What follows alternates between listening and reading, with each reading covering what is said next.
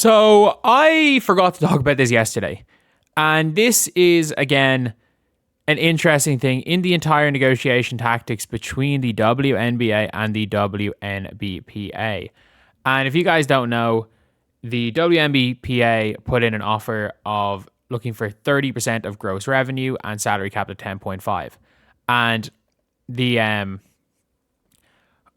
pretty sure the WNBA may have put out a public response about it, or it was the allegedly this will cost them 700 million or something if they give them that offer. I think that happened, but apparently nothing has been said. It says here the WNBPA is still waiting a response to a proposal, and the WNBPA just did what the PA did. Have done. They have gone. They went to social media. They went through a journalist. They literally went. They decided and just said, you know what, it doesn't really matter. Like, they're trying to win the court of public opinion. We're gonna try to use the court of public opinion too. Like, it is one of those things where it's like the league did what the players have done the entire time. At the end of the day, it's the league are trying to basically use any sort of negotiation tactics that they can. It genuinely is one of those things where the players are trying to use what they have as leverage. The league's trying to use what they have, but like the players obviously in the league not getting into a situation where they're going to have an extension appears to be that the league just didn't respond. So obviously the league gave a bunch of proposals, and the WNBA one, they believe that what the players have asked for is so crazy that they're just not responding.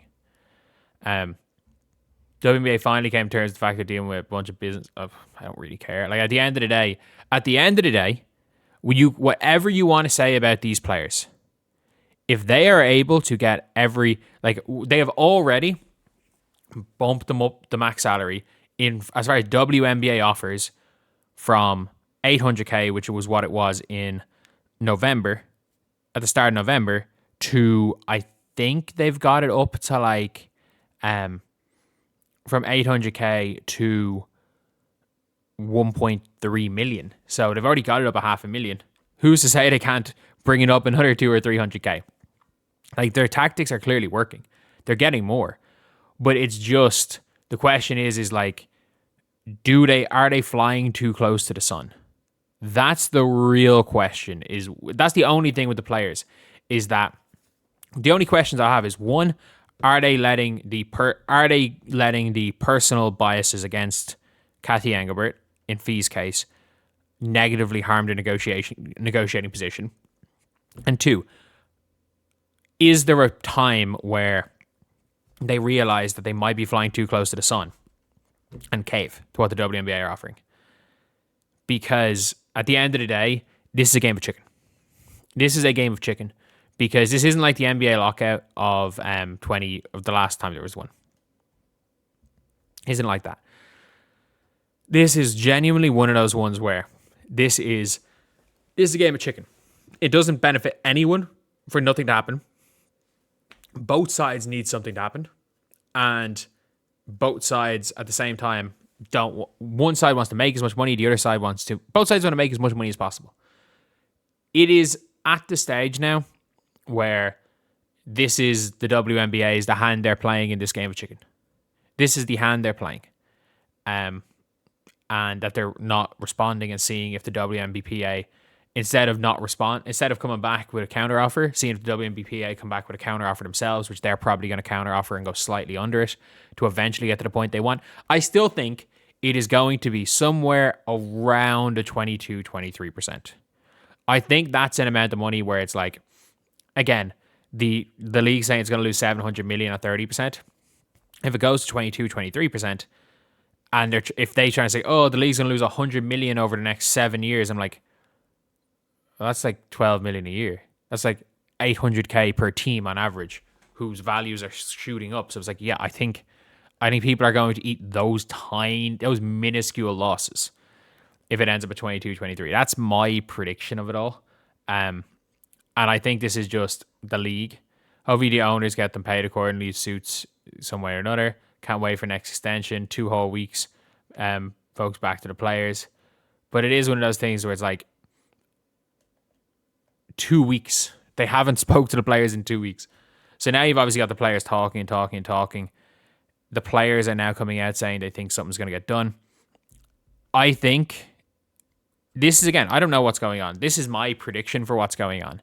That the league who have been constantly arguing that the players are using social media, that they're not arguing in good faith, that they're lying, they're trying to get the public, they're trying to use the public in their negotiations. And the league have probably just said, well, if you're not going to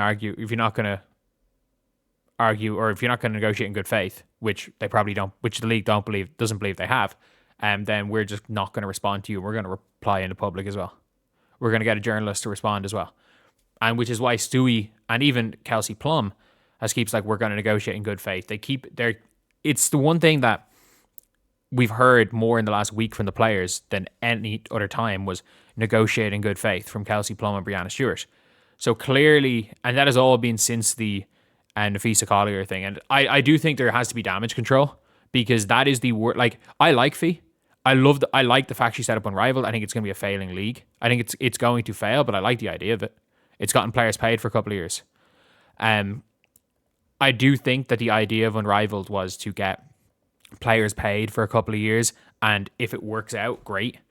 They're getting paid by investors' money. If it works out, great. They have equity in the league. If it doesn't work out, who cares? We got paid a bunch for a couple of years, and then maybe some of the players can go and sell their shares. Can the players all go and sell their shares in Unrivaled?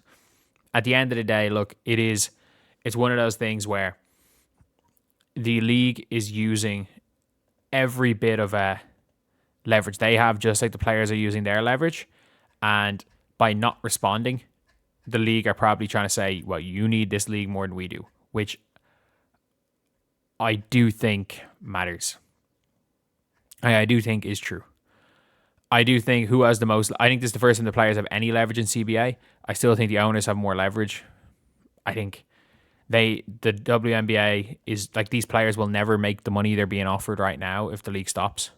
Like, I know people like to say, oh, look at all these players coming through in college. But it's like, historically, college players haven't been able to translate viewership-wise. There's just been one. There's literally been one that's translated. And Juju isn't even doing well. Doesn't even do great viewership-wise in college. So I don't think she's a good option. Caitlin's the only player who's ever translated viewership-wise. And she didn't even fully translate, to be honest. So anyway, yeah, that is the video. Let me know what you guys think in the comment section below. And as always, thank you guys for watching. Please like, comment, and subscribe.